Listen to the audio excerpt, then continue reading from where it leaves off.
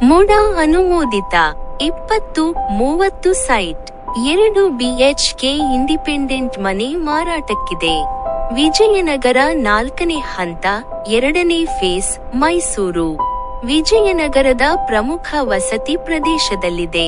5 ವರ್ಷ ಹಳೆಯದು. ಉತ್ತಮವಾಗಿ ನಿರ್ವಹಿಸಲ್ಪಟ್ಟಿದೆ.